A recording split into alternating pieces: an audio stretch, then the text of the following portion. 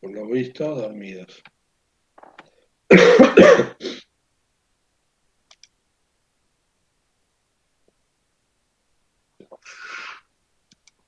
No hay problema, Federico. Sí, se hizo corta, pero yo ya hace un tiempo que ya no quiero tener feriados, porque por lo general,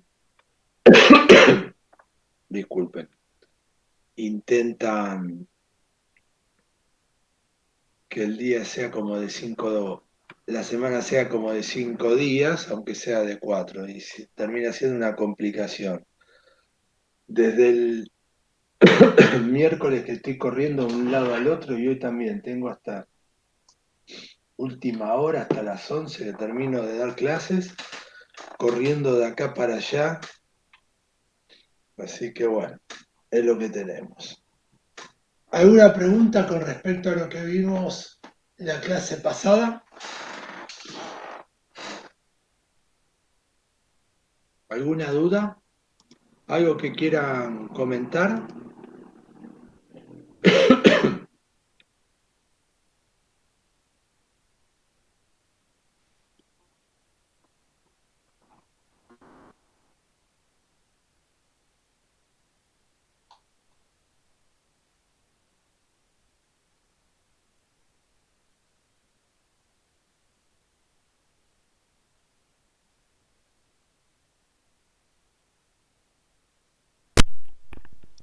Por mi parte no. ¿No? No, no, no. ¿Nada? Nada.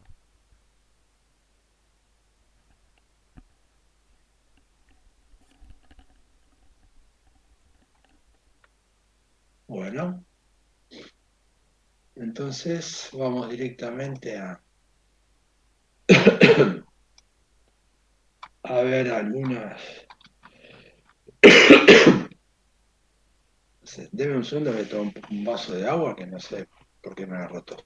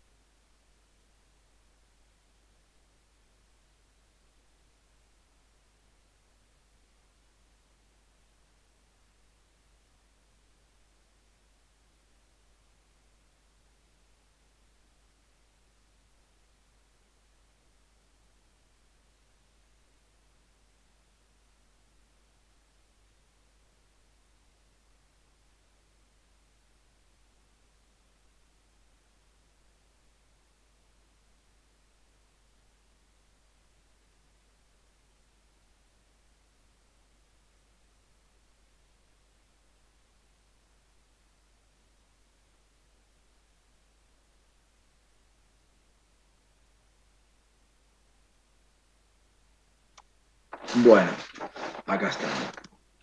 Vamos a compartir la pantalla y vamos a ver algunos temas más para ir ya redondeando todos los temas. Bueno, ya algo hemos hablado de esto, pero tenemos que darle importancia porque cada vez tiene más,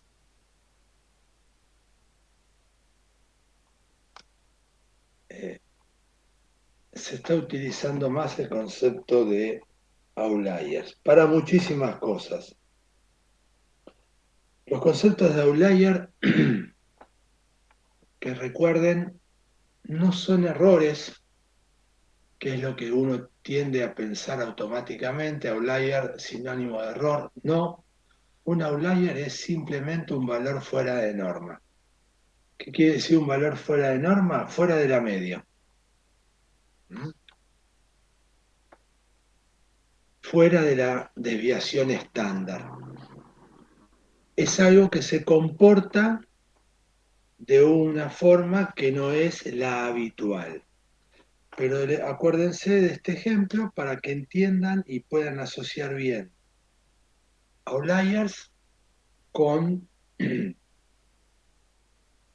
valores que no son erróneos. Ustedes quieren predecir ventas en de un sitio web, de una plataforma de e-commerce. Y un día alguien hace una venta por 3 o 4 veces más el promedio que se suele hacer en ese sitio, pero no se vuelve a repetir esa venta. Fue una venta única, una venta excepcional. ¿Es un error? No, es un outlier, nada más. Es una venta que vos no tenés que utilizar. ¿Y por qué no la tenés que utilizar? Como parte de tu modelo de entrenamiento, porque vas a obligar a los algoritmos a tener que trabajar con ellos.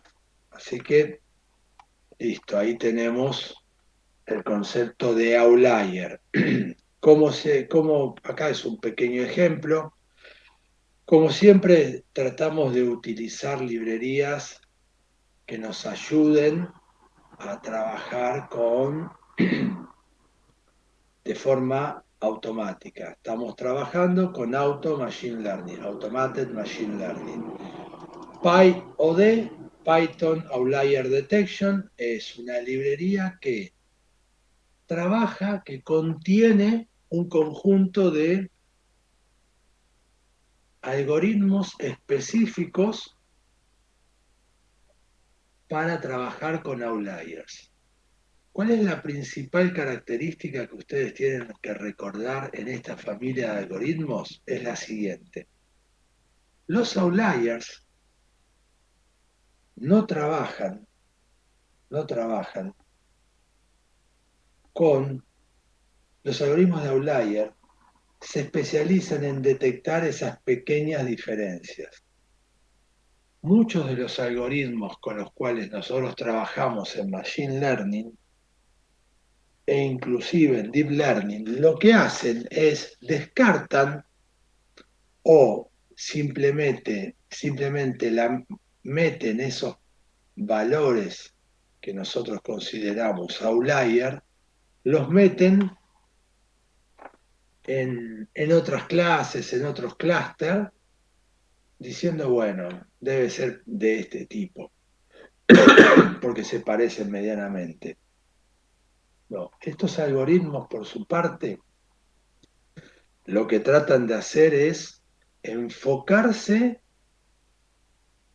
en esos valores, detectar esos pocos valores que son diferentes. Entonces, desde la concepción de los algoritmos de Machine Learning, es una subfamilia muy determinada, muy particular. ¿Qué es lo particular que tratan de hacer? Eso, tomar datos que son muy diferentes, muy distintos, y los ponen a, pero muy pocos repetidos y los detectan. Esa es la idea. Bueno, esta librería lo que tiene nada más, models, y tiene un montón de modelos, los más utilizados, para generar esta detección de outliers. Después lo que tiene, en términos generales, es una librería que permite armar dataset con outliers para que podamos hacer pruebas. Lo de siempre, NumPy, SciSpy, Matplotlib, las librerías habituales para trabajar con ciencia de datos. Acá lo único que estamos haciendo es, con la librería particular que me da PyOD, generar un conjunto de 200 valores solamente para entrenamiento de dos características, de dos features, uno, dos, me generó un dataset. Ahí está. Y el valor de la clase objetivo. Ahí está. Y acá, generame, este es un conjunto de datos, y acá lo que me hace en este método es, le paso el X y el Y que me había generado como un conjunto bastante homogéneo de datos, y a partir de ahí me genera una familia de datos que contienen outliers. ¿Mm? Agarro todo, ¿eh? Estoy por estornudar. ¡Ah! ¿Cómo amanecimos? Bueno, y acá tenemos los outliers. Fíjense, bueno, acá genero un pequeño gráfico y ven lo que me produjo. Me generó, tengo un conjunto de datos que todos ustedes deben entender de dos dimensiones, como lo habíamos creado, donde nosotros tenemos una agrupación fuerte acá y acá un conjunto de datos dispersos. Intuitivamente podríamos llegar a entender que esto que tenemos acá son outliers, son datos que están totalmente dispersos. Bueno, vamos a tratar de detectar con estos algoritmos cuáles son los datos dispersos. Lo primero que hacemos, esto es generar un diccionario con todos los modelos que queremos trabajar, nada más el nombre de fantasía, el modelo y la configuración que tiene que tener cada uno de esos datasets. Acá los tenemos, no hay mayor inconveniente acá. Y acá tratamos de hacer con un gráfico y la evaluación de cada uno de estos modelos, el enumerate de classifiers, ejecuta uno a uno y genera el gráfico, nada más. Evalúa y genera el gráfico. Y acá lo que tenemos es, de esos cuatro algoritmos, uno, 2, 3, 4, lo que generó. Acá lo que tenemos es, tomó el primero, ven, entrenó, generó la predicción, se quedó con la predicción de los valores, acá imprimió nada más los que encontró como potenciales errores. Bueno, definí acá es más que nada es toda la parte de los gráficos que lleva siempre bastante código para acá, para hacer esto. Acá está el mensaje de los errores. Por ejemplo, este primer algoritmo, el ABOT, detectó 3 outliers. Este ninguno, este uno. Bueno, ahí tenemos los valores en los cuales tenemos un output, ¿no? Donde tenemos una salida y entendemos cuáles son los outliers y no los outliers. Cuando los miramos así, más detenidamente, fíjense cómo todos los modelos detectaron medianamente bien la diferencia entre los blancos, que son inlier, o sea, valores que serían la norma, lo más habitual, los tres los detectaron bien, y los otros, los puntos que se ven en negro, son valores que fueron detectados como outlier. Este es el concepto que nosotros queremos reforzar. En todo dataset, en todo dataset necesitamos detectar, como habíamos dicho en la clase pasada, los outliers. ¿Por qué? Porque podemos hacer un pipeline, por un lado, por otro lado, lo que podemos hacer es sacarlos del dataset y no entrenar el algoritmo porque hace que el algoritmo se tenga que forzar al momento de trabajar, pero no es mucho más que eso.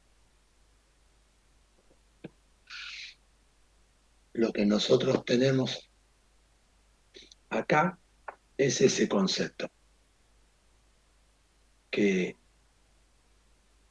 que entender. Esto es el concepto básico de outliers. La decisión de si lo vamos a sacar o lo vamos a dejar depende de cada proceso, de cada conjunto de datos y de cada problema al cual querramos enfrentarnos. ¿Mm? En algunos casos va a ser el core de nuestro problema, en otros simplemente es descartado. También hay un ejemplo particular de Isolation Forest, que es como el primer algoritmo de la familia de outlier detection, de los outliers que se desarrolló, y por eso le damos un ejemplo separado. Sepan nada más que este algoritmo también está en PyIOD, es el insignia, pero nada más trabajamos con uno particular para que todos podamos, lo vemos por separado para que todos lo entendamos. De vuelta, generamos un conjunto de datos, todo esto que ustedes ven acá es simplemente para levantar un dataset, generar un conjunto de datos, un dataset, donde tenga algunos valores. Y acá vemos dos rangos principales. Y por otro lado, invocamos a scikit-learn, que tiene el conjunto de algoritmos de outlier detection, pero es más complejo invocarlo que el PyOD que habíamos visto anteriormente, y acá graficamos. ¿Ven? La zona naranja, en la zona rosa, lo que estamos viendo es valores donde si cae ahí es potencialmente un outlier, y después las dos agrupaciones donde no serían outlier, que se coincide con esto. Bueno, fíjense cómo un algoritmo puede, en forma gráfica, representarnos las zonas de donde nos pueden caer valores que son considerados outlier. Pero el objetivo, tanto sea este tipo de gráfico como este tipo de gráfico, lo que tratamos de hacer es encontrar áreas donde un valor esté fuera de norma y nos llame a la reflexión y haga que tengamos que pensar nuevamente y ver qué hacer con ese dato. Un segundo ejemplo que vamos a ver, fíjense, acá tenemos, acá está el Isolation Forest. Estos son, no todos, pero la mayoría de los algoritmos específicos para trabajar con outliers. Son unos cuantos, ¿no? Bueno, acá generamos todos los datos de prueba. Todo lo único que hicimos acá es generar un solo conjunto de datos, pero que tenga ruido. Acá está la verificación. Bueno, siempre como les comento, la semilla de random que necesitan, acá le pusimos 42, un número mágico que siempre se utiliza. Acá estamos armando lo que habíamos armado acá, que se veía en forma más simple porque eran menos, el diccionario con todos los valores. Acá tenemos el valor y la clasificación. Para estar separado para para poder ver cada uno de los conjuntos de datos. Lo mismo que, que hicimos siempre, el enumerate, clasificación, generamos el gráfico, la evaluación, nos decimos cuáles fueron los valores y acá está lo mismo en el conjunto de datos, pero con todos los modelos. Es para que ustedes copien y peguen y puedan ver en su dataset lo que consideran outlier y no outlier. Lo van a ver en todos los ejemplos porque es como un cuasi estándar al momento de trabajar con outlier que se grafique de esta manera. Ponerlos en blanco los que son inlier, los negros en outlier y generar la, y evaluar la cantidad de valores que uno tiene. Bueno, eso es la detección de outliers. ¿Mm? Acá tienen el código. Lo importante de esto es que puedan ejercitar este código, que puedan llevarlo a ejemplos de la vida real, pero es siempre el mismo conjunto de datos con el cual ustedes van a tener que lidiar. Y tercero, un ejemplo más de outlier. Acá tenemos ya un dataset para que lo trabajemos con un dataset con todos estos modelos. Tenemos un dataset que levantamos. ¿Ven? Tenemos dos dimensiones, vemos esta distribución. De esto podemos decir que hay algunos valores que tan fuera de norma. Bueno, acá lo que hacemos nada más, esa era otra de las cosas que habíamos hablado la clase pasada, que también a los algoritmos de ciencia de datos no solamente eh, les duele muchas veces trabajar con el concepto de outliers, sino con que cada una de sus características tengan una distribución interna medianamente homogénea. Y ahí entra el concepto de reescalado o escalado. ¿Mm? ¿Qué es lo que quiere decir escalado en términos simples? Es agarrar una feature, una característica particular que nosotros tenemos, y lo que hacemos es la llevamos a una nueva escala, pero con una distribución más homogénea dentro de esa misma característica. Esto se da sobre todo para casos donde tenemos, por ejemplo, valores muy pequeños y valores muy grandes en la misma característica, y es sabido que a los algoritmos eso les duele. Entonces lo que se suele hacer es, si yo le aplico a toda una característica una misma transformación, no voy a cambiar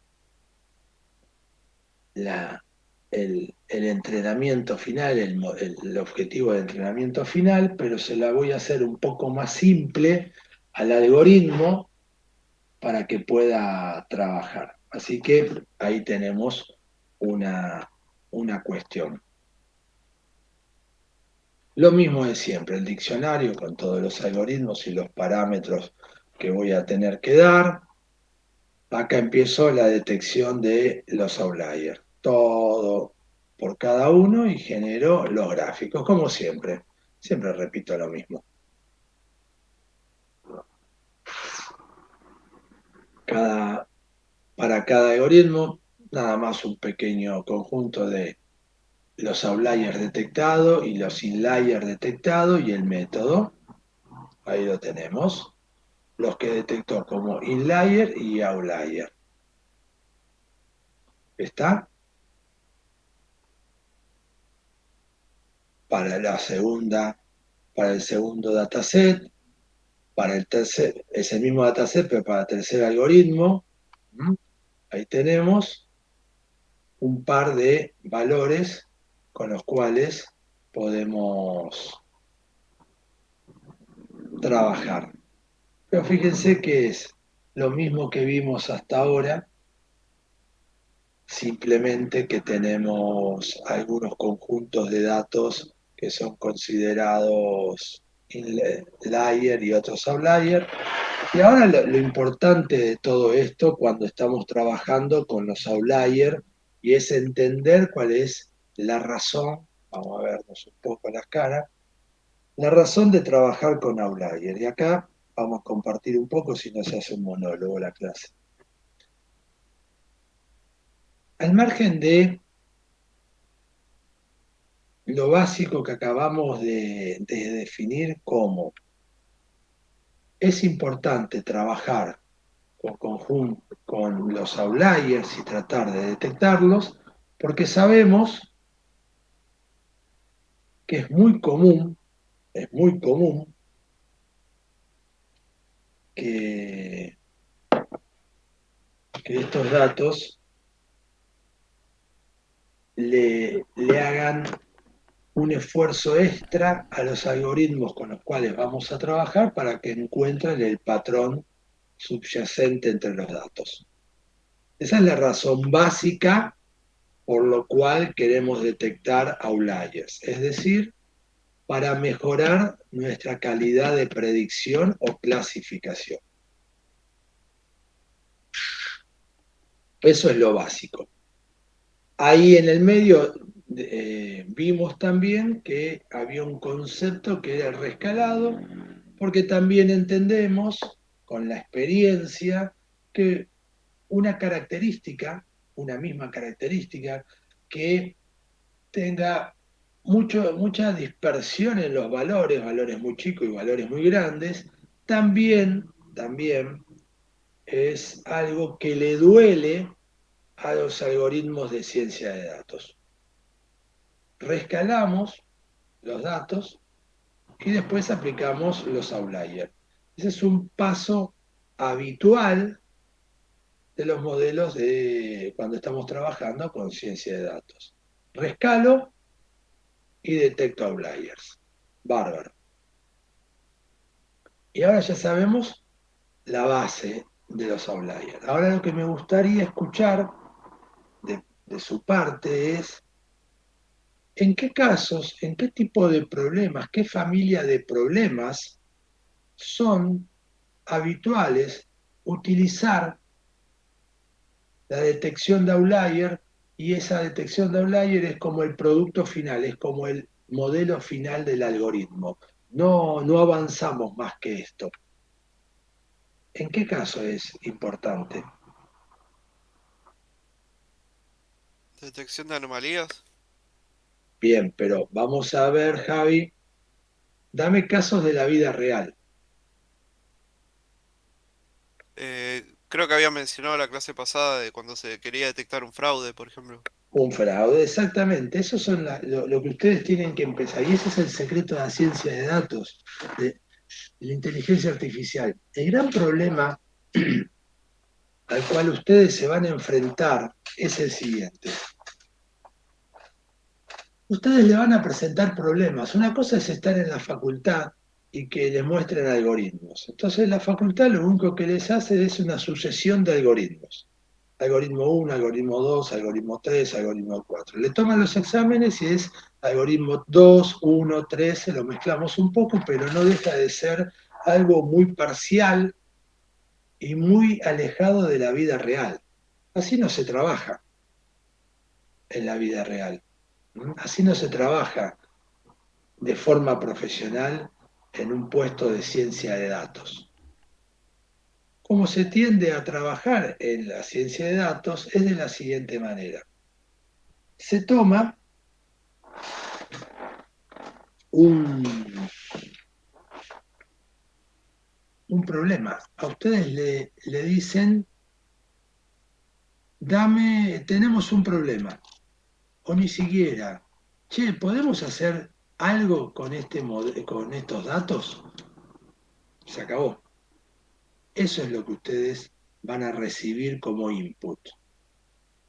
Entonces,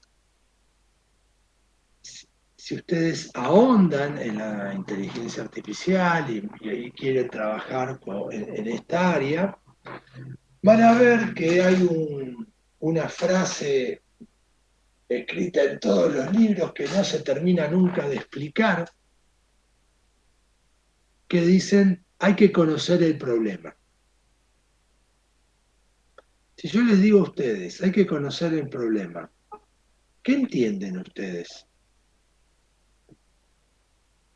Porque en los libros siempre dice, y en todas las metodologías de ciencia, en todas las metodologías de Machine Learning, así, el primer paso dice conocer el problema. ¿Qué es conocer el problema? Y hay que conocer el dominio del negocio, donde te planteen el problema. Bien. ¿Otras aproximaciones? ¿Alguien más que se le ocurre algo? Pedro, Agustín, Nicolás, Julieta. O hacer un análisis, pero por fuera de la programación, tipo, antes de ponerte a Perfecto. hacer todo lo que lleva la programación, fíjate bien, armate como un boceto de lo que tenés que hacer. Muy bien. ¿Y cómo armamos ese boceto? Bien encaminado, Lucas. Y un poco con lo que dijo Javier, ¿no? Estar, bueno, como hacemos siempre, ¿va? Revisar la información, ver qué es lo que le importa al negocio, podría ser, y en base a eso ver la información que nos da, cuál es el problema que nos plantea. Muy bien. Yo ahora les voy a tratar de traducir lo que yo entiendo a entender el negocio. Como todo en esta rama de la ciencia, tiende a ser relativo, ¿no? Porque cada uno lo entiende eh, de una manera similar, no de una manera similar, lo entendemos un poco distinto. Justamente ayer participé en una charla que fui por la Facultad de Ingeniería, donde había varios expositores que hablaban de ciencia de datos, que me llamaba mucho la atención porque, bueno, en realidad no me llamaba la atención. Era obvio que iban a decir eso, porque había muchos investigadores que hablaban, hay que entender el problema y saltaban automáticamente a explicar modelos, las derivadas parciales, claro, eran investigadores a tiempo completo, ¿no? Nunca trabajaron de esto en la vida real. Ellos están dentro de un laboratorio 8 horas al día, su obligación es cada tanto tiempo publicar un paper, dar clases una vez a la semana y estar investigando. Pero ahondemos un poquito, un par de minutos en entender el problema porque es muy importante, porque ahí, ayer cuando lo estaba escuchando me di cuenta en los libros dice exactamente lo mismo, entender el problema y inmediatamente saltan a trabajar con el algoritmo. Entender el problema, en primer lugar, como bien dice Lucas o Javier, es obvio, es tratar de saber de qué se trata. Muy bien. Pero está la falla persa ahí, ¿no? Siempre hay un pequeño error que no se puede entender. Y es, salvo en casos muy puntuales, ustedes no van a ser expertos, realmente expertos en el tema en cuestión. Podrán saber un poco más, un poco menos, pero no vas a ser experto.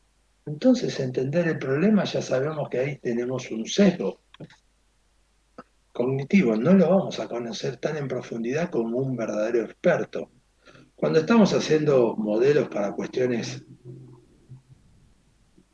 simples, sí, se puede uno convertir en un experto, pero la inmensa mayoría de las veces ustedes no van a ser expertos en eso.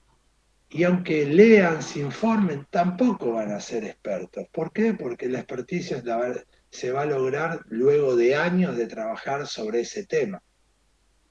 Yo puedo conocer de petrofísica, pero estoy lejos de ser un experto cuando me siento al lado de un petrofísico, de algunos de los investigadores del laboratorio de la facultad, del instituto de la facultad, que hace 30 años que son petrofísicos. ¿Entienden? Yo no puedo llegar a ese grado de conocimiento porque no tengo 30 años para sentarme a ver eso. Entonces, Lo que ustedes tienen que entender cuando es conocer el problema en ciencia de datos es totalmente contraintuitivo a lo que es conocer, a lo que ustedes entenderían conocer el problema. Conocer el problema, y esto es lo que yo entiendo de esa frase, pues escucho opiniones tranquilamente para poder intercambiar ideas y ver qué es lo que ustedes entienden. Para mí, entender el problema es ir a buscar y hacer una revisión sistemática de literatura científica para ver ese problema, cómo lo han abordado en otros casos que fue tratado de solucionar con Machine Learning, Deep Learning o algún learning que haya dando vuelta por ahí, con alguna rama de la inteligencia artificial en términos generales. El concepto que yo entiendo cuando es entender el problema, más que entender el subyacente, que como yo les decía, es poco probable que yo me vuelva un experto y lo entienda realmente. Lo que sí yo debo hacer, y es parte de mi trabajo como científico de datos o parte del equipo de ciencia de datos que está trabajando en una empresa para resolver un problema, es conocer el estado del arte, no es conocer el detalle del problema. Y ahí es donde encuentro la primera gran falencia a nivel de conocimiento. Uno tiene que saber qué hizo la comunidad científica en problemas similares. Segundo, cuáles fueron los problemas que se encontraron al tratar de resolver ese problema. Tercero, cuál fue la familia de algoritmos que mejor funcionó. Una vez que encuentro la familia de algoritmos, poder hacer una segunda iteración para saber cuáles eran las ventajas y desventajas de aplicar esa familia de algoritmos. ¿Cuáles son los dolores de ese algoritmo? ¿Qué quiero decir con los dolores de ese algoritmo? ¿Dónde le duele el conjunto de datos a ese algoritmo? ¿Le duelen los outliers? ¿Necesito rescalar? ¿Me recomiendan rescalar cuando trabajo con esta familia de algoritmos? Cuando a mí me dicen conocer el problema, lo que yo entiendo como líder de proyecto de Machine Learning es exactamente eso. No es tratar de de convertirme en un petrofísico experto. No lo puedo hacer. No me da el tiempo físico. No es que no me da el valero. No me da el tiempo físico para dedicarle el tiempo necesario que las personas que se han convertido en expertos en petrofísica, doy petrofísica por dar un ejemplo puntual, pero es en cualquier área, el tiempo que invirtieron en años de trabajo y de estudio y de trabajos de campo para convertirse en expertos. Yo no voy a llegar a eso, no tengo el tiempo. Entonces, lo que yo tengo que recalibrar es el concepto de entender el problema. Entender el problema en el área en que yo estoy trabajando es saber qué se hizo hasta este momento, cuáles fueron los algoritmos que se aplicaron, cuáles fueron los ratios de la métrica que se haya elegido, cuáles fueron sus ratios.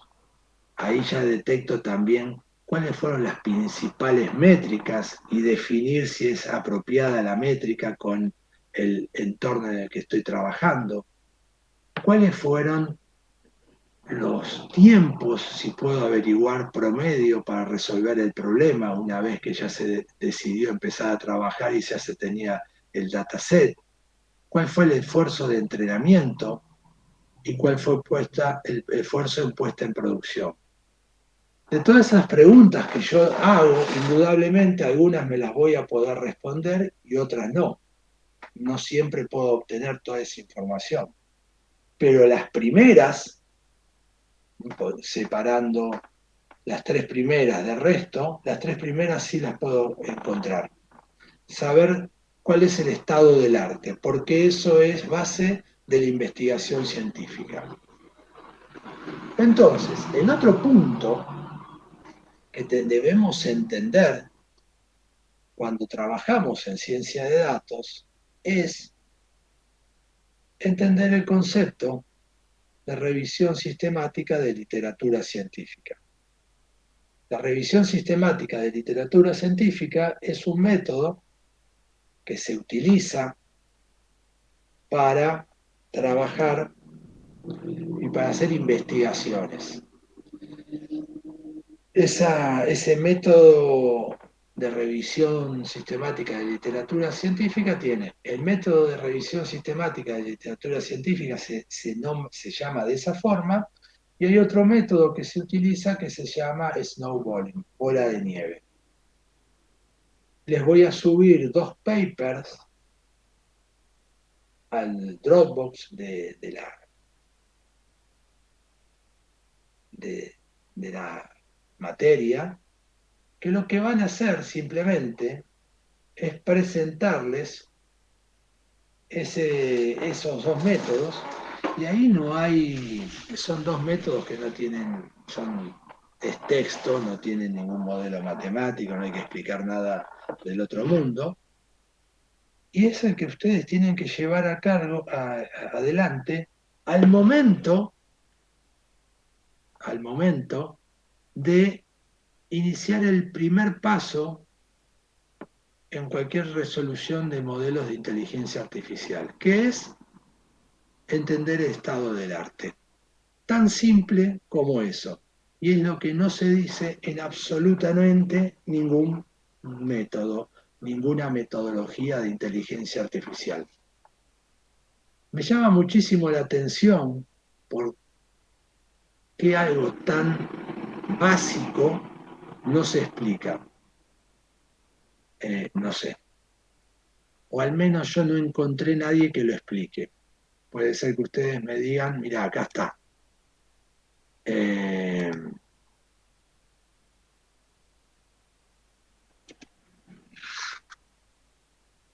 Eso es lo que está. Muy bien, Javier.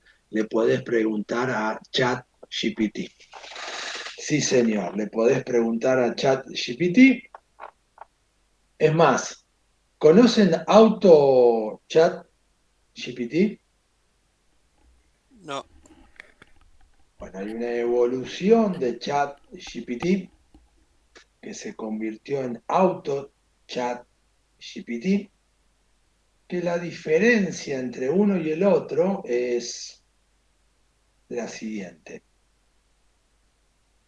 El segundo está más enfocado en hacer listas de procedimientos. Eh, a ver, déjenme que busco algo. ¿Dónde lo tengo? Era pantalla. ¿Dónde lo tengo? ¿Dónde lo tengo? Artificial Intelligence. Lo puse adentro de NLP.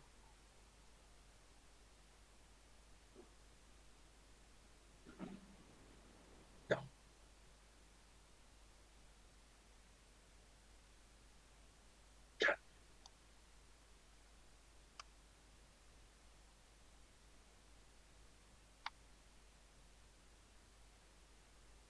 Bueno, por supuesto, cuando lo necesitas,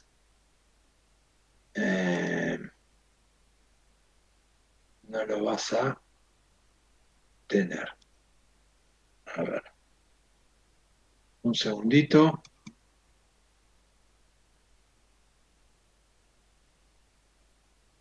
Plan change. No, plan change es el que tengo.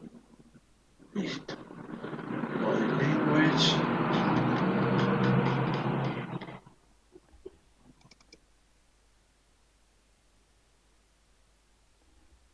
Bueno, lo preparo para el lunes. No encuentro donde tengo los ejemplos que hice. Pero lo que hace, para que lo tenga medianamente, lo puse en SAM. No, lo puse en SAM. Pack. ¿Por qué soy tan desvolado con estas cosas? Porque, bueno, AutoChat GPT lo que hace es lo siguiente. Les permite hacer listas con, con acciones a seguir. ¿Mm? ¿Qué es listas con acciones a seguir? Por ejemplo, lo que quiero buscar que no... Ah, acá está, ¿viste? Eh,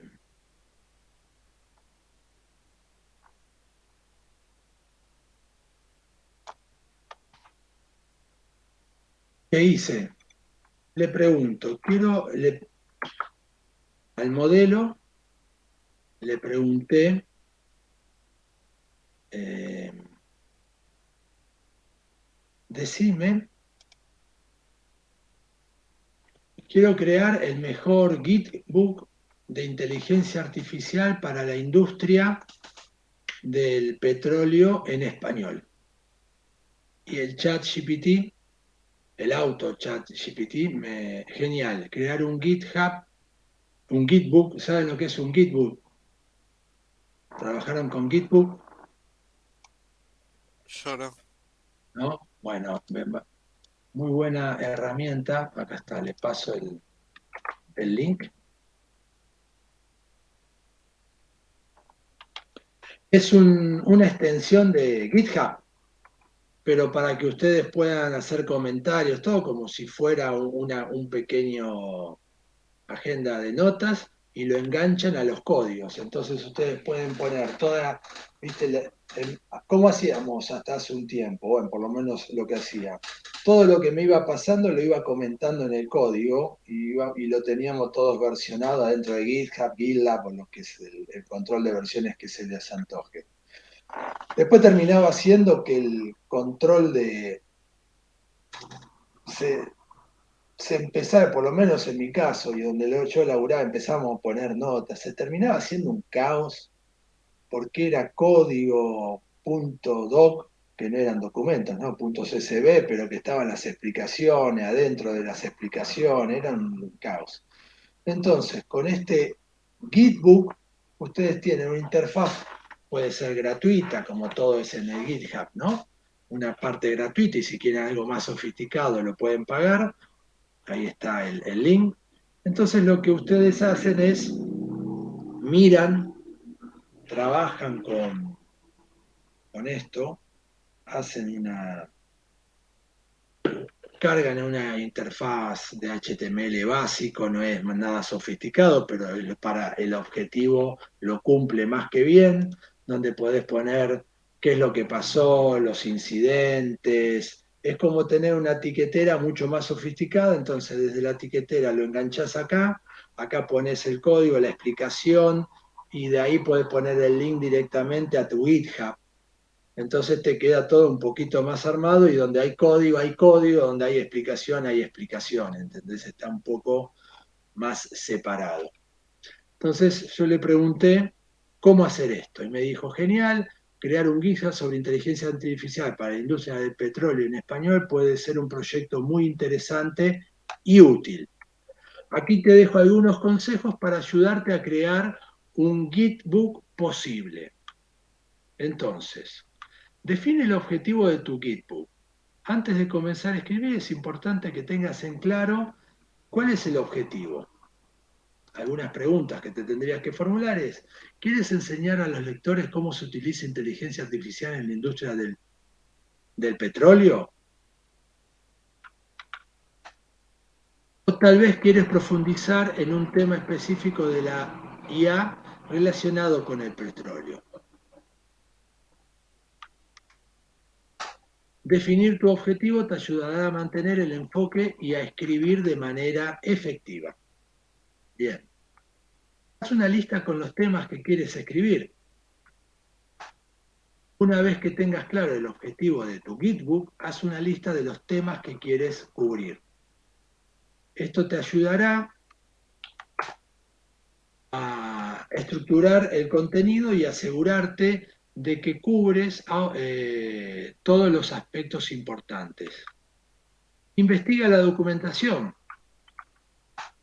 La inteligencia artificial es un tema complejo, así que es importante que hagas investigaciones exhaustivas, que estás proporcionando información precisa y actualizada. Asegúrate de documentar tus fuentes y referencias para que los lectores puedan profundizar en los temas que desean leer. Utiliza un lenguaje claro y preciso y conciso. Al escribir sobre un tema técnico como la inteligencia artificial, es fácil caer en el uso de jerga y tecnicismos. Trata de utilizar un lenguaje claro y conciso para que tu Gitbook sea accesible para todos los lectores. Añade ejemplos prácticos.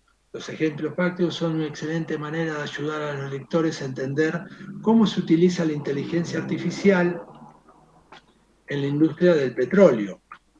Incluye ejemplos reales de empresas que están utilizando ahí en sus operaciones y explícalo con detalle. Diseña y organiza tu Gitbook. Una vez que hayas escrito el contenido de tu Gitbook, es importante que lo diseñes y organices de manera efectiva.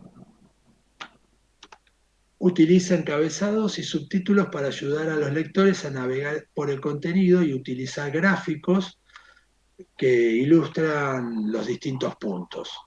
Comparte y promociona tu GitHub. Finalmente, una vez que hayas terminado tu guía, asegúrate de compartirlo y promocionarlo en línea. Utiliza redes sociales, grupos de discusión y foros para llegar a tu público objetivo y obtener comentarios y opiniones sobre tu trabajo. Buena suerte en tu proyecto. Bueno,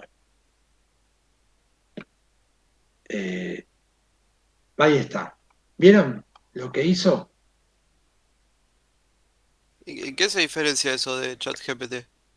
Me arma más listas de definiciones, Javier. Está como más orientado a preguntas, trabaja sobre chat GPT, ¿entendés? Pero lo que trata de hacer, le pusieron una capa para hacer esta estructura de listas de recomendaciones principalmente. Y no tanto a preguntas y respuestas tan genéricas como las que intentarían trabajar chat GPT. Esa es la principal diferencia. Yo noto que ChatGPT a veces te responde algo y vos sabés que está mal o que es una respuesta vieja. Se lo decís y ahí lo corrige. Pero es como que Sí, siempre tenés que hacer ese proceso. y sí, indudablemente, ¿no? Eso es lo que uno tiene que tratar de hacer, pero bueno, esa esa es una de las ideas eh, con las que tenemos que trabajar hoy en día, ¿no? Pero digo, ¿por qué el algoritmo no puede verificar solo si... ¿Por qué necesita que alguien le diga que está mal? ¿Por qué? Te voy a explicar por qué. Porque los tipos lo que están haciendo es el mismo concepto con el que vos trabajás. Eh, ¿Te acordás el ejemplo cuando te dicen el CAPTCHA o el ReCAPTCHA que te aparece en Google? Márqueme los lugares donde hay semáforos. Sí, Bueno, ¿sabes por qué haces eso? Creo que indirectamente estabas ayudando a un algoritmo que aprendía a identificar eso, ¿no? ¿Puede ser? Exacto. Estrictamente lo que vos estás haciendo ahí es lo siguiente. Ellos entrenaron un modelo para detectar semáforos, detectar imágenes, ¿entendés? Dentro de una imagen detectar algo. Entonces lo ejecutaron y lo tienen ya productivo. ¿Vos qué vas a hacer si vos fueras la persona que trabajó, el responsable de entrenar ese modelo? Cuando lo terminaste de entrenar, lo tenés que validar, no te queda otra. Pero ahora no es los casos que nosotros podemos trabajar de un par de ejemplos, de modelos, de valores que decimos, bueno, acá está, esto es con lo que vamos a trabajar, vamos a tener un par de registros, un par de miles, cientos de miles, hacemos una prueba y ponemos en producción. Google tiene millones y millones de registros que fueron procesados y evaluados por esa red neuronal. Entonces, lo que hacen, cómo ajustan el modelo para saber si anduvo bien, si lo que está dando es bien. Ellos por atrás ya tienen la clasificación de dónde encontró en la imagen eh, semáforos. Si vos ves bien el detalle, si vos lo ves al detalle, fíjate que nunca o al menos en la inmensa mayoría de las veces, nunca te corta un semáforo a la mitad. No te pone, viste que te hacen los recuadros, no te pone una parte arriba y una parte abajo. Eso se debe a que ellos tienen donde está el semáforo. Entonces, te dicen, seleccione los lugares donde está el semáforo, pones, coincide con lo que tienen ellos, generan. Y hay veces que te mandan otra imagen, aunque vos lo hayas visto, hayas seleccionado bien. En esos casos, lo que quiere decir que muchas veces ellos tienen la duda. Vos le marcaste un conjunto y ellos tenían otro conjunto. Si la diferencia tiende a ser muy grande, ellos agarran y te mandan otro captcha. Viste que aleatoriamente te pasa eso. Algunas veces uno, hay veces dos, y no sabes por qué. Bueno, ese es el proceso. Ellos están validando que el entrenamiento que hicieron sea correcto. Cuando vos ajustás eso, en el ChatGPT es el mismo concepto, le estás dando una mayor certeza. Entonces, la primera respuesta es incorrecta o muy vaga y van por otra respuesta para ver si es más precisa y vos se la aceptás. La ausencia de cambio o de la repregunta en ChatGPT hace que le den una validez a esa respuesta. Y eso lo que hace es, hay algo que se llama, vos tenés el ChatGPT, es un modelo eh, gigante, se llaman modelos grandes de lenguaje.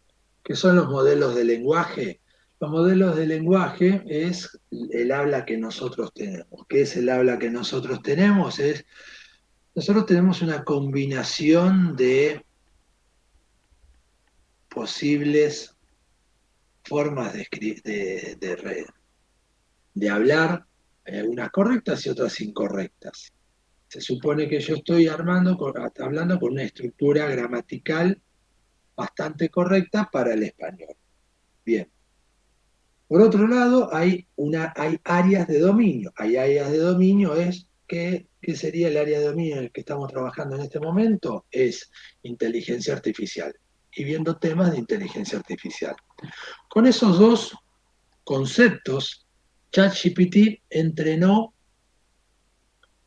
que el entrenar es tomar muchísimos datos de la web, bajarse la mayor cantidad de datos públicos y semipúblicos y muchas veces privados, total se pierden en la hondonanza de la cantidad de datos públicos que hay, y tratar de encontrar las relaciones que hay entre esos conjuntos de datos. Eso genera lo que es un modelo de lenguaje. Esos modelos de lenguaje no es para cada tema uno solo, para cada tema, para cada pregunta que hagamos, puede coincidir en que el algoritmo podría responder con 2 o 3 potenciales respuestas a la pregunta que vos hiciste. ¿Y por qué se hizo eso? Porque cuando se construyó el modelo de lenguaje encontraron que para una pregunta o algo similar, para el modelo de respuestas, de preguntas y respuestas, había algo similar que en 3 o 4 lugares habían respondido no lo mismo, de forma similar, que es lo que te está pasando, Javier. Entonces, ahora cuando está en producción, se implementa otro modelo de inteligencia artificial que se llama sistema de aprendizaje automático autónomo. Se le agrega una palabra más. Los modelos de aprendizaje automático autónomo son modelos que se utilizan mucho en robótica y son modelos que lo que hacen es tratan de generar hipótesis de trabajo y esas hipótesis de trabajo ser validadas.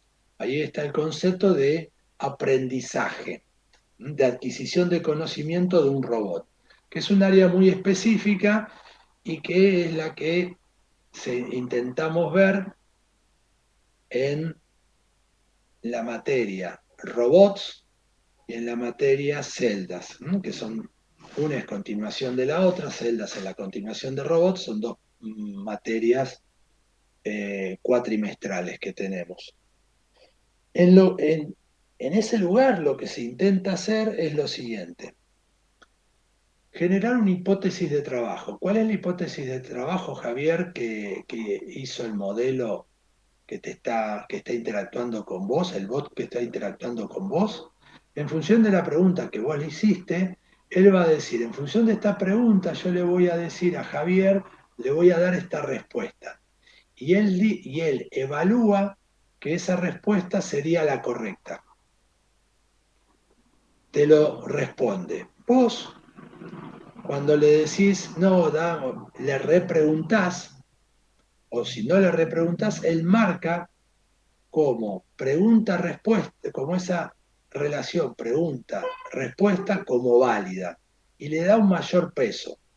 Entonces, la próxima vez que en vez de Javier, Chiara, por ejemplo, le haga una pregunta similar a la tuya, Javier, porque después las preguntas entran en un... ¿Se acuerdan las clasificaciones que habíamos hecho?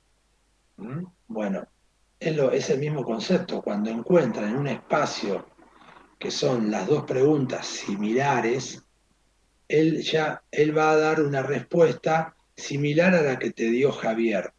La única diferencia, te van a cambiar algunas palabras, no va a ser tal cual, pero el concepto sabe que va por ese lado y le asigna un mayor peso. Entonces va descartando las preguntas que no son eh, validadas por la gente.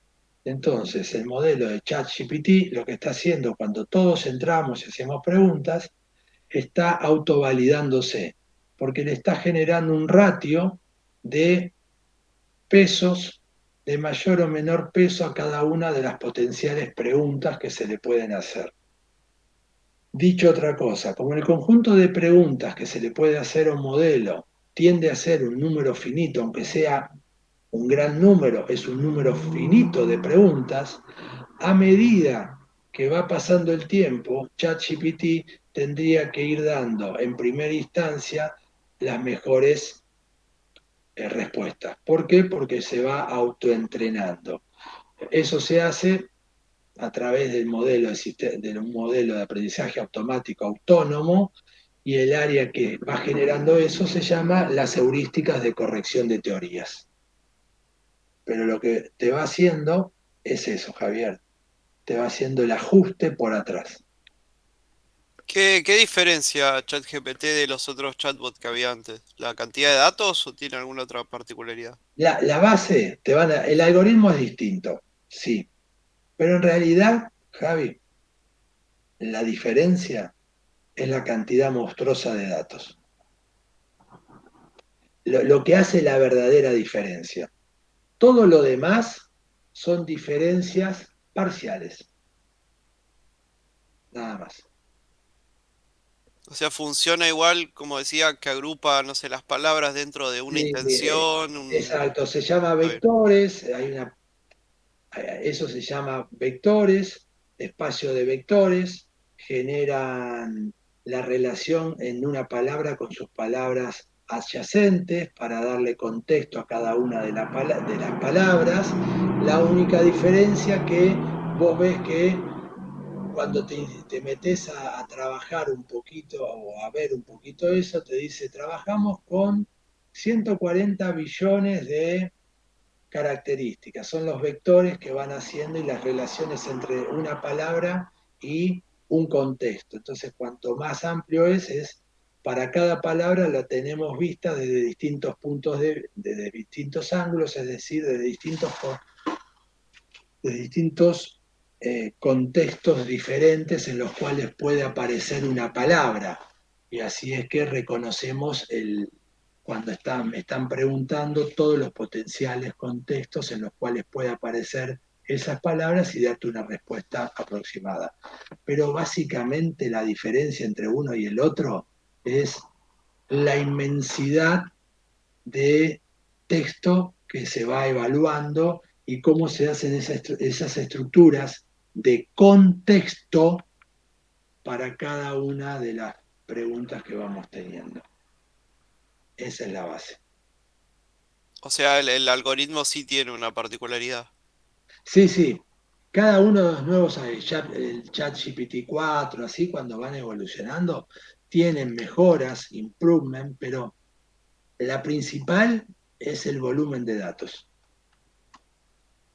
Y por qué fue que le ganaron de mano a Google, que tiene mucho más datos? Eso, bueno, eso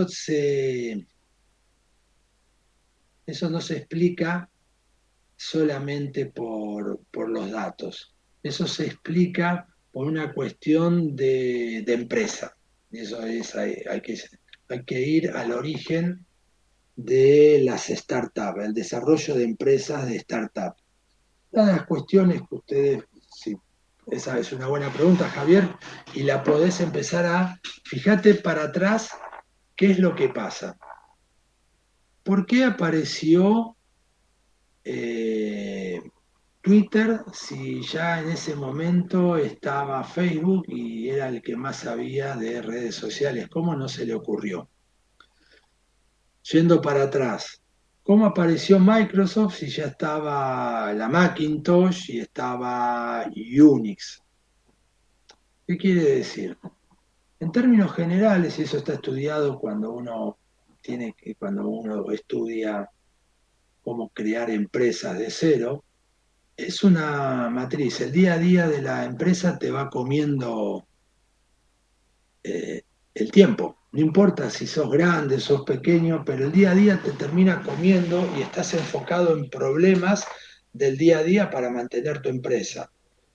No quiere decir que no lo vieron los de Google. Los de Google, por supuesto que lo vieron y tenían, porque después ya sacaron algunos modelos, el Dell y algunos modelos más han sacado ellos, pero no era de una cuestión en el laboratorio y no era el core de la empresa. OpenAI era el core de su empresa porque con eso nacieron. Entonces es por eso que le ganaron de mano. No es que los demás no lo sabían, no es que los demás no tenían la inteligencia, sino que es una cuestión de foco de la empresa en ese momento. A OpenAI seguramente en el futuro próximo le aparecerá un contrincante que hoy está en un garage desarrollando una mejora a lo que conocemos como ChatGPT, que no había, que ellos dijeron, claro, Pedro, es eso, es el concepto. Y le va a pasar a OpenAI, le va a pasar como le pasó a todas las empresas, sistemáticamente le pasa a todas las empresas. ¿Por qué? Conocen la tecnología, conocen que se está desarrollando, ellos tienen laboratorios de investigación que son excelentes, pero no le pueden enfocar todo el esfuerzo necesario porque tienen otras cuestiones por ser una empresa que está funcionando. Cuando aparece una empresa que no tiene historia, se puede enfocar en ese único tema que es el que a ellos le importa. Entonces, después cuando hay un punto de inflexión donde lo sacan y si explota, la otra empresa ya no lo puede alcanzar porque como crece es tan exponencial que, que no permite, no le permite trabajar, ¿no? No Claro, le permite acceder a eso, ¿no? claro, no fue que descubrieron la pólvora, sino que se anticiparon, digamos. Exacta. No, se enfocaron y sí, se anticiparon y los demás decían, no, no. Les cuento, me imagino las conversaciones adentro de Google. No, nunca lo van a hacer, no, no son. Y lo dejaron y lo dejaron. Cuando se quisieron dar cuenta, explotó eso. Les cuento una historia. Todos conocen Netflix, ¿no? Sí, Y muchos de ustedes lo deben tener en su casa y deben acceder o la cuenta de un amigo y deben estar ahí viendo películas y series, ¿no? sí, ¿Saben sí. cómo creció? ¿Cómo apareció? ¿Cómo se creó eso? Creo que eran algo así como un Blockbuster, pero por correo, que te mandaban por Mm. correo los DVD, creo, una cosa así. Blockbuster lo conocen, o por lo menos al menos Javier lo conoce. ¿Conocen lo que es Blockbuster? Sí, Es el que alquilaba películas, puede ser. Exacto, los videos, los VHS que estaban por todos los barrios, que tenía color amarillo y azul, donde vos ibas y alquilabas una película, te la llevabas a tu casa, la veías durante el fin de... que eran los videoclub de antaño. Nada más que Blockbuster fue una... donde ahora seguro hay un... Excelente, Luciano. Excelente, Luciano. Esa apreciación porque es tal cual. Donde había un Blockbuster hay un Pharmacity. Excelente, Luciano. Muy buena acotación. Muy buena. Bueno, ¿qué pasó ahí? Pharmacity también tiene una historia que hay que matarlos, pero bueno, al margen de eso. Eh, el punto es el siguiente.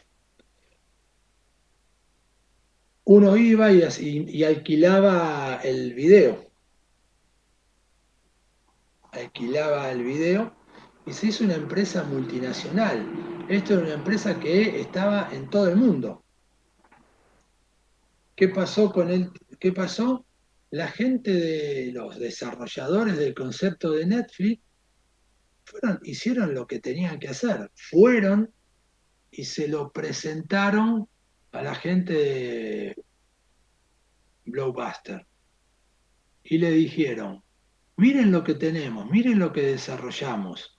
Ustedes tienen todas las películas, las ponemos en la plataforma y cambiamos eso de tener que ir por esto. ¿Saben lo que le dijeron los de Blockbuster? Sí, que no lo iba a usar nadie, una cosa así. Exacto, no es negocio eso, no lo va a usar nadie, no sirve para nada. Se les mataron de risa. Hoy existe Netflix y Blockbuster desapareció. Bueno, ese ejemplo que vos decís, ¿cómo no se dieron cuenta? Es lo mismo que le pasó a OpenAI y a Google con OpenAI. Les cuento otra historia que es más afín a lo nuestro. ¿Saben que Bill Gates a mediados del 92, 93 tuvo una charla donde dijo que el tipo que había visto las computadoras personales, que cada uno de nosotros íbamos a tener una computadora en nuestra casa, que fue un visionario y trabajó y se unió a Intel y rebajó los costos a- para tratar de que cada uno tengamos una computadora en nuestra casa, dijo que Internet no tenía futuro. ¿Saben eso? Esa me acuerdo, sí, la escuché. Y que en el 95 tuvo que declarar el D-Day. El D-Day era el día de desembarco en, en Internet de Microsoft. El D-Day fue el día de desembarco en Normandía y a partir de cuando vos haces alguna operación, algo importante que arrancás, se lo denomina D-Day. Bueno, eso, por qué se hizo?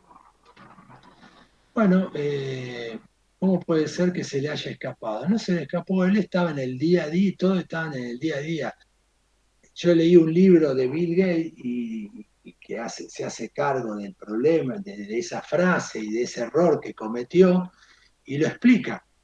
Dice, yo tenía gente en mi equipo de directorio y en mi equipo de investigación que me decía había que meternos, pero muchos de nosotros decíamos, estábamos tan inmersos en otros problemas y en otras cosas que no lo pudimos ver.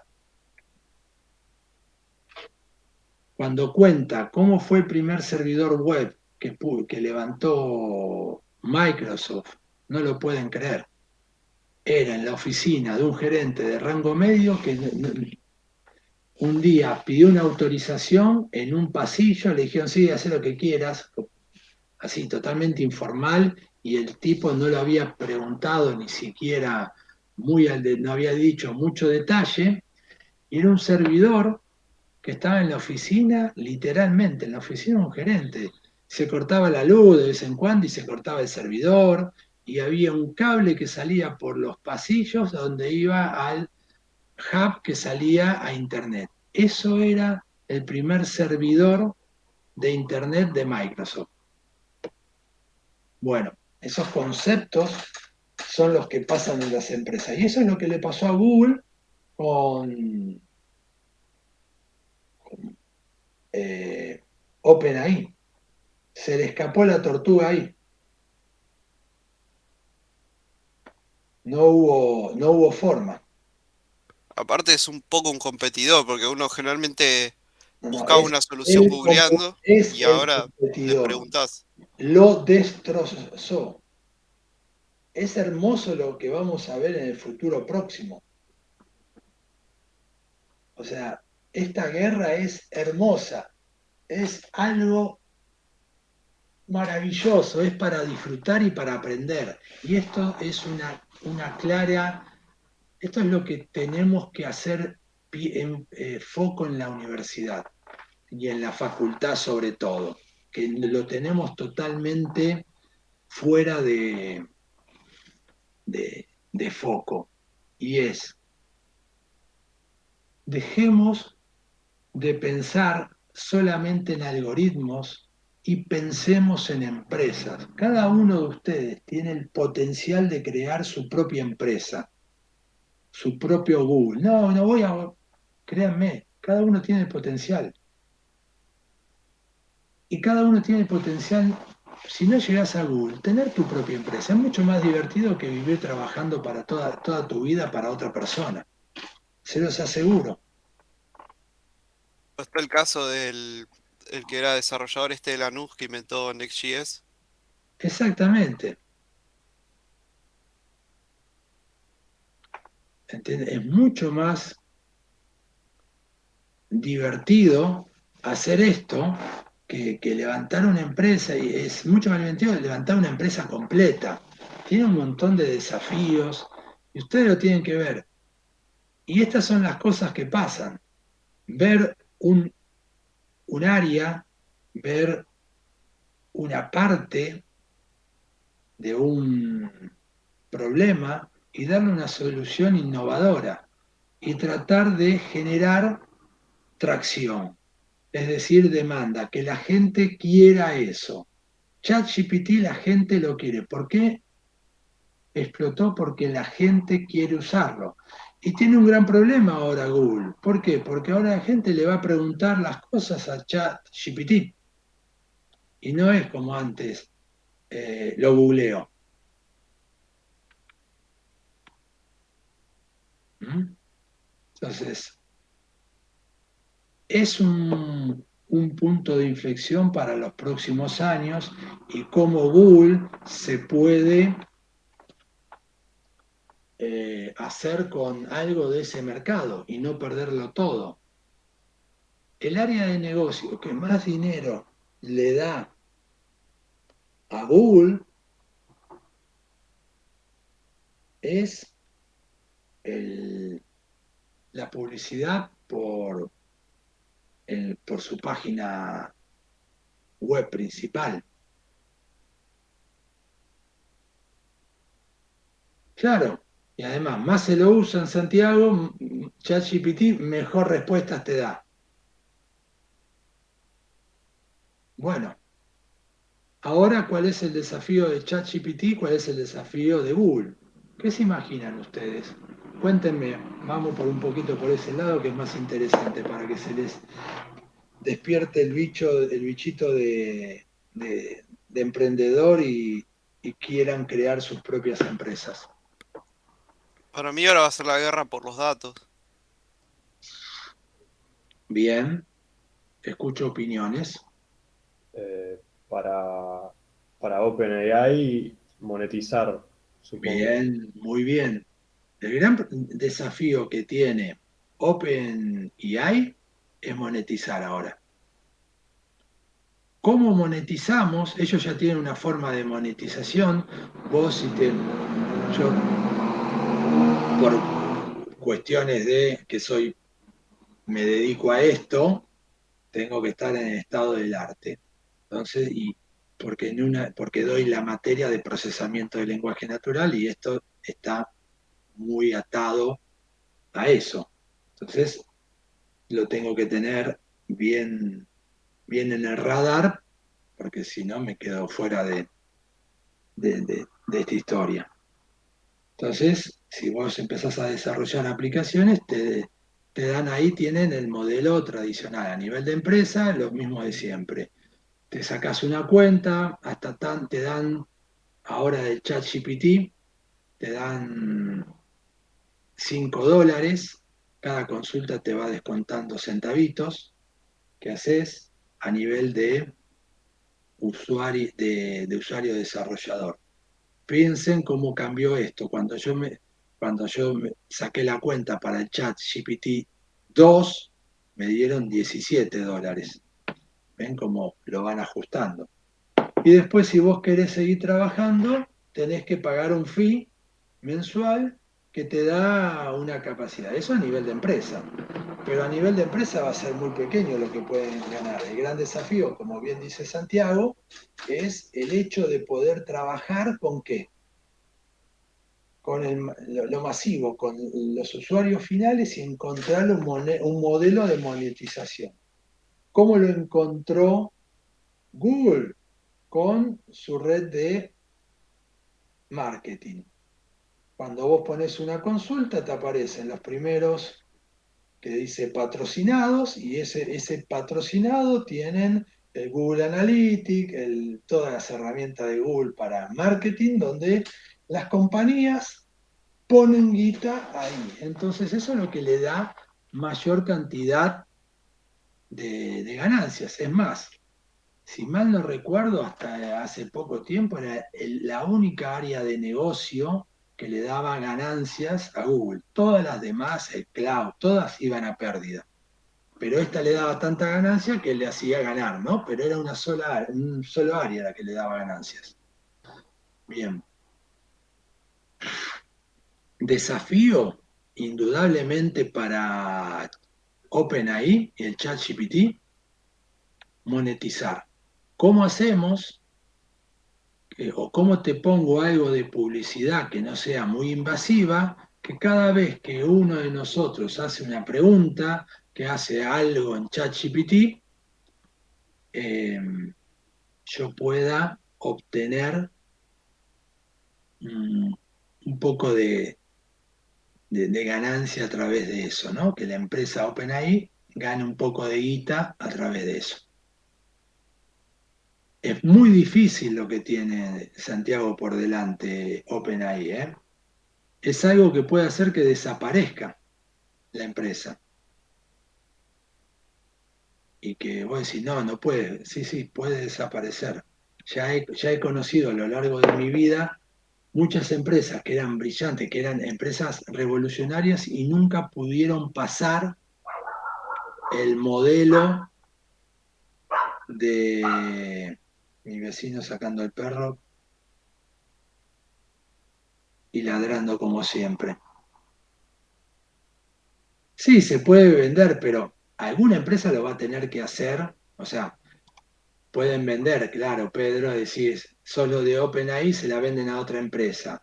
Los de OpenAI se hicieron con la diferencia, pero, o sea, como modelo de negocio, la otra empresa en algún momento alguien tiene que ganar guita de eso. Ese es el problema que tiene Twitter.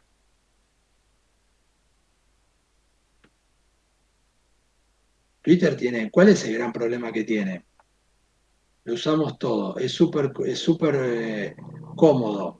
Cuando se caía Facebook, cuando se caía Instagram, cuando se caía lo que se caía, ¿a dónde íbamos a preguntar?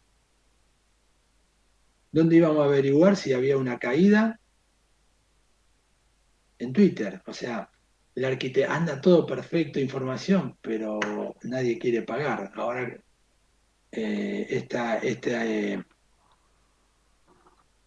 Elon Musk está lidiando para ver si la puede hacer ganar guita, pero fíjense, ¿es una aplicación que todos usan? Sí. ¿A todos nos encanta? Sí.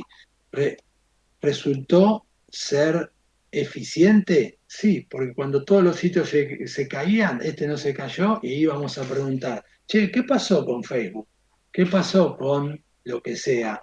Y estaba la respuesta en Twitter estaban diciendo sí, se cayó y estaba toda la información. Perfecto. Todo eso anda 10 puntos. Pero la gente no tiende a tener un modelo de monetización eficiente, esa forma de trabajo. Bien, puede ser que en definitiva Twitter irse a un modelo como la Wikipedia. La Wikipedia terminó siendo un modelo colaborativo. ¿Qué es un modelo colaborativo? Bueno, para mantenerla, la gente lo que hace, vos podés hacer una donación.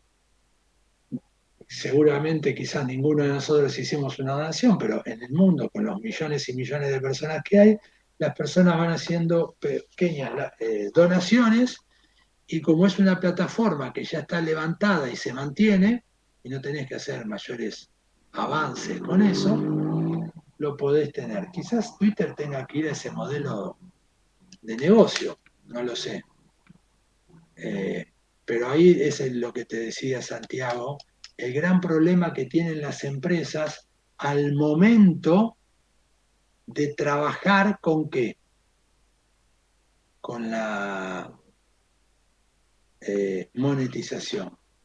Hace 25 años atrás, con los albores de cuando se empezaban a aparecer las empresas, yo estaba estudiando en la facultad, estaba en la maestría en esa época. Y bueno, yo estaba tan entusiasmado como ustedes podrían estar ahora con ChatGPT, pero yo con la internet común y corriente, era algo nuevo, era algo que nos apasionaba en ese momento. Encontré una aplicación que era un entorno colaborativo. Pónganse en este concepto, entorno colaborativo. Hace 25 años atrás, no ahora, 25 años atrás. Era una aplicación web de esa época, no tenías que bajarte nada, cloud computing en esa época, ni siquiera existía el nombre, se decía web nada más, donde vos tenías, entrabas y tenías a tu disposición para compartir una planilla de cálculo, para compartir documentos, para editar documentos y trabajarlos en paralelo. ¿Qué más? Anotaciones, chat. Y vos lo que hacías era generabas tu entorno de trabajo, le mandabas la invitación a los mails de las personas que vos querías que entren, y ese era tu entorno de trabajo virtual. En la maestría, el grupo que trabajábamos nosotros, lo descosimos a eso, lo usamos porque de repente antes teníamos que juntarnos en persona, y en una maestría capaz que teníamos a uno que vivía en Lanús, yo que vivo en Mataderos, el otro que vive en Bécar. ¿Y dónde nos juntamos? Bueno, nos juntamos en tal lugar en el centro. Me he quedado en, ¿cómo se llama? En McDonald's. Nos hemos quedado en un McDonald's de Córdoba que las mesas estaban en un subsuelo, con lo cual estábamos bastante aislados, como 8 horas ahí adentro. Nadie se daba cuenta que no estábamos, bueno, consumíamos una coca, un café, nada más, y después estábamos estudiando. Esto nos cambió la vida. Imagínense tener toda esa comunicación en tiempo real. Lo único que no teníamos era los Meet como lo teníamos, pero después teníamos todo lo que da Google hace 25 años atrás, Santiago. Era una empresa que vos decías al infinito y nada más, al infinito y más allá. Se acabó todo. Esta es la nueva empresa. En el auge de las .com, antes que exploten, 2 años antes que exploten las .com. Increíble. De un día para el otro pusieron el modelo comercial. A partir, te dicen, a partir del 1 estamos en mayo, de junio, van a tener que pagar tanta guita, ponele, $10 o $100 por año para poder trabajar en grupos de hasta 3 personas. La empresa desapareció en 6 meses. La bajaron. Se equivocaron en el modelo de negocio, en la monetización. Desapareció.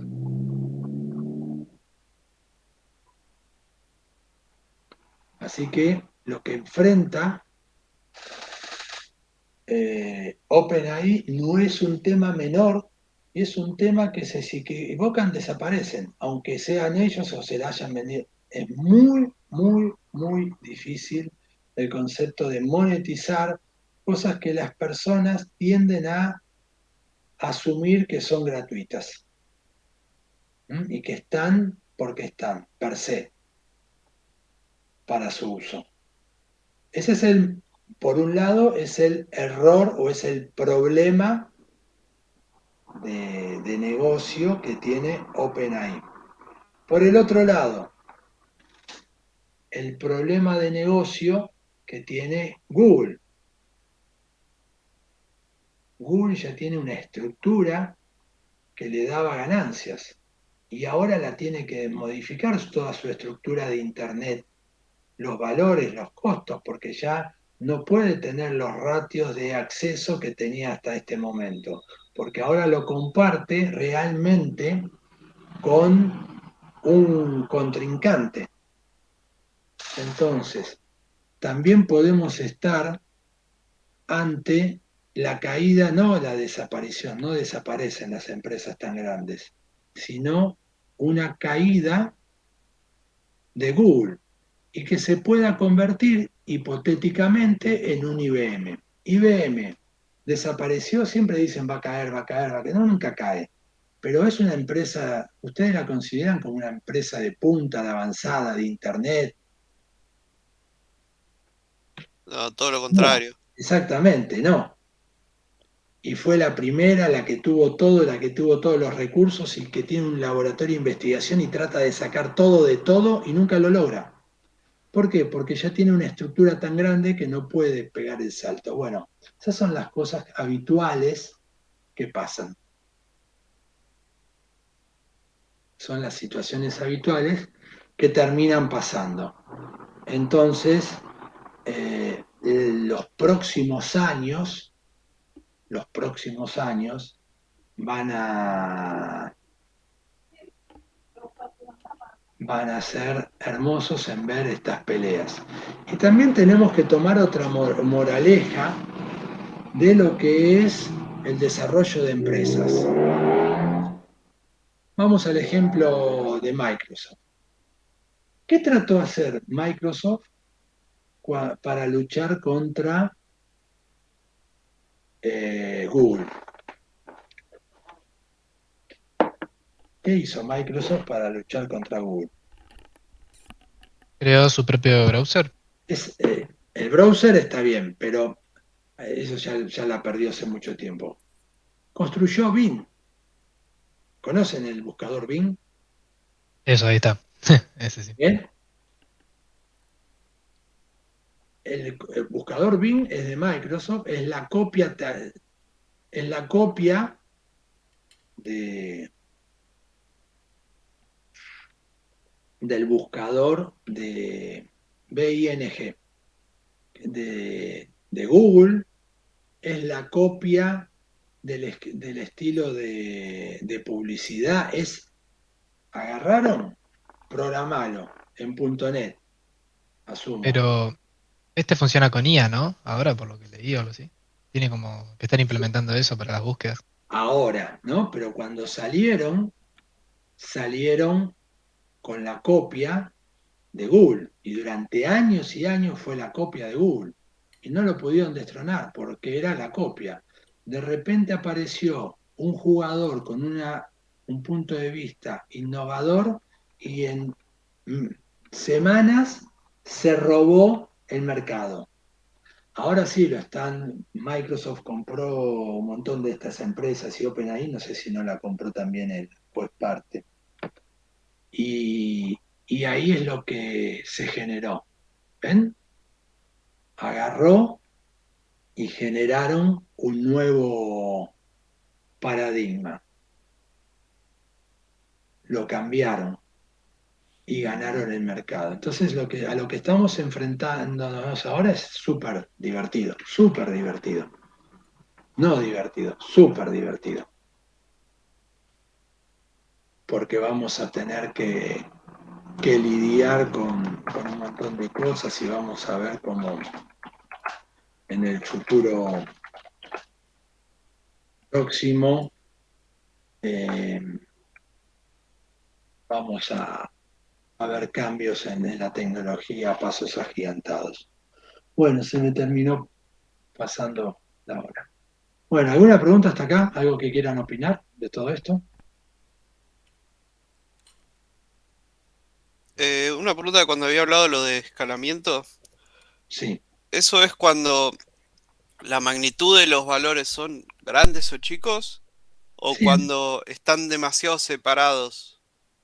es que sería lo mismo, ¿entendés? Cuando vos tenés, por lo general, un rango de valores que van del 0,0001 a 111 mil millones y lo tenés muy repartido, le cuesta al algoritmo porque tiene valores muy grandes, muy chicos y capaz que los muy chicos tienden a perderse. Entonces, lo que se estila es agarrar y poner todo en una escala nueva para, para poder trabajar mejor con los algoritmos. Esa sería la idea que tenés que tener. Claro, pero es, digamos, es como la dispersión. Porque, por ejemplo, supongamos que yo Sí, la tengo, dispersión, tomalo como la dispersión. claro, si yo tengo un set de datos que usa una unidad chica, 0,000, pero todos los valores están en ese rango, no me afectaría, ¿no? No te afectaría, pero muchas veces, o sea, no te afectaría en principio, pero muchas veces se lo rescala para tener una distribución más homogénea y que se pueda trabajar mejor y que pueda encontrar un patrón. En el primer caso que te dije, valores muy chicos y valores muy grandes, es casi obligatorio que lo tenés que hacer. En el segundo, es una recomendación, pero no necesario. Ok. Bueno, ¿alguna pregunta más, chicos?